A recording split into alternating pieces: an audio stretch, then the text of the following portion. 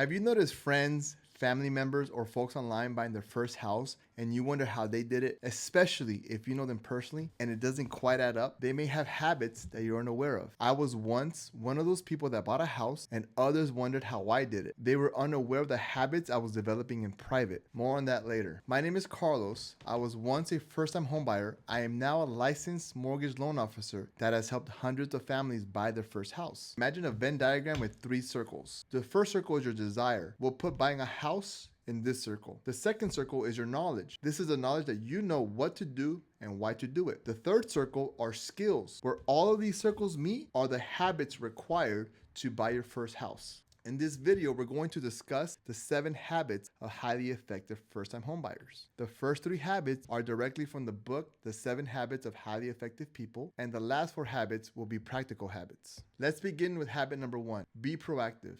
There is a huge difference between reacting and responding. If you cannot master becoming proactive, the process of buying a house becomes more difficult, regardless of your knowledge or your skills. For instance, if you get a job that pays you more and your initial reaction is to go get a new car, that will have an effect on your goal to buy a house. Rather, if you respond accordingly and consider that the car you have now either has no payment or is going to be paid off soon, and now you make more money, the decision to wait to buy a car will put you in a position to buy your house. Once you buy the house, you'll have 30 years to buy as many cars as you like. This is a common thread amongst my clients that successfully buy their first house.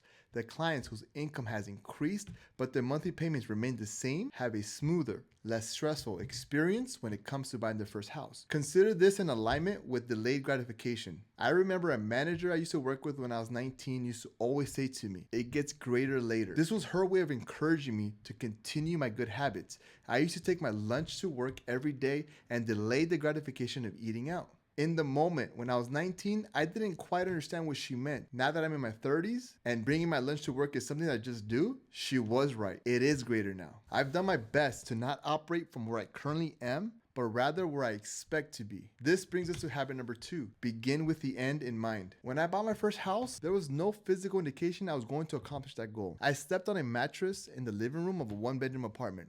I was working part-time and I had no money to spare. What I did was develop the habit of envisioning and imagining myself as a homeowner. I would ask myself, is this a decision a homeowner would make? I was creating habits of what I saw in my mind rather than what I saw as my reality. This is based on the principle that all things are created twice, first in your mind and then in reality. When you begin to operate from what is possible rather than what is current, you will put yourself in situations that will astonish you. This is not fake it until you make it. This is to act accordingly. This is a great way to prevent imposter syndrome. Imposter syndrome is when you say this and you do this and they don't align. So the space in between what you're saying and what you're doing is the feeling of imposter syndrome. Not until you say this and then you do this and then you do this and then you do this, and then you do this, and now they're in alignment, will that feeling of imposter syndrome go away? By creating habits of the version of yourself that you want to experience, your character will align with that reality. I don't think there's a worse feeling than feeling like you're an imposter or you're a fraud. So in order to help prevent that, we're developing the habits that align with who we're becoming. Now on to our third habit. Habit number 3, put first things first. If you made it this far in the video and take nothing else, take this habit with you. This one habit alone has made my life significantly less stressful and much more fulfilling. I first learned this habit in my mid-20s from one of my mentors. This habit is based on most people living in quadrant 1 and quadrant 4.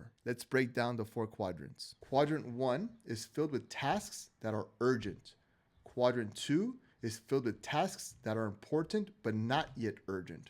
Quadrant 3 is filled with tasks that need attention but are not important. Quadrant 4 is filled with trivial tasks. Take a wild guess on where people spend most of their time. The successful first-time homebuyers and the most successful people I know spend the majority of their time in quadrant 2 and quadrant 3. This means they have a list of tasks that are important and that need attention. And the times when there is an urgent task, they take time away from tasks that need attention and address the urgent tasks, but do not neglect the important tasks. Once the urgent task passes, They go back and address the tasks that need attention. If everything is a priority, then nothing is a priority. It's just another list. When I was introduced to this concept, I recognized that I was living out of a place of constantly dealing with things that were urgent because I spent too much time in trivial tasks. So tasks that were important were piling up into the urgent quadrant for me.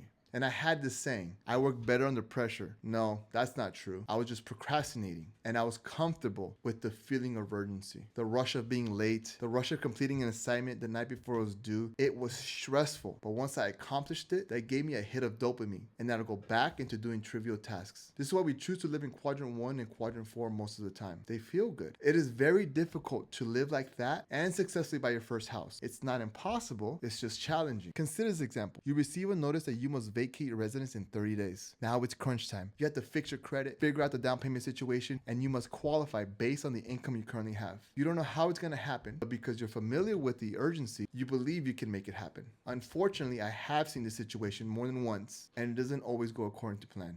Instead, you had an idea 2 years ago that you eventually wanted to buy a house. You started to make decisions with this goal in mind. You kept your credit card balances low, you paid off your car, and you got a few raises at work. Then you get served a notice that you must vacate your place in 30 days. Fortunately, you have been house searching for 4 months. You get a house under contract and the timing seems to line up perfectly. Some people might see that and assume you're lucky. I would say no way. You were proactive and you put first things first. Now we are on to practical habits, starting with habit number 4. Track your spending. Understand where your money goes on a monthly basis. Make sure you are not spending monthly fees on subscriptions you're not using. If you are paying a monthly fee of $15 on a service you don't use on a monthly basis or don't use at all, that's $180 a year. If you have 3 of those subscriptions, that's $540 per year. You can use that money to pay down or maybe even pay off debt, which ties into habit number 5. Pay your monthly payments on time. If you are not already, pay all of your monthly payments on time. If you cannot manage a credit card that's $2,000 or a car loan that's $25,000, why would a bank lend you $500,000 to buy a house? The best practice is to use a credit card as a tool and not a resource to dip into when you have an emergency. But if you already have credit card debt, manage to pay them on time. Don't get discouraged, get focused. Which brings us to habit number 6, stay organized. A lender will request documents to get you pre-approved. The list of documents will include, but will not be limited to, your driver's license, your pay stubs for the past 30 days, all of your W-2s for the past 2 years, and your bank statements for the past 2 months. Have the habit of having access to these documents online. Be able to download a PDF version of them so you can send it electronically. You have no idea how many times I request these documents from a client and they have to take pictures, and the picture includes a thumb, a knee, a steering wheel, a coffee stain. You are applying for a mortgage loan. Take that process serious. And if you only have paper versions of some of those documents, download a PDF scanner on your phone and convert them into a PDF. It's relatively easy and a good practice to have.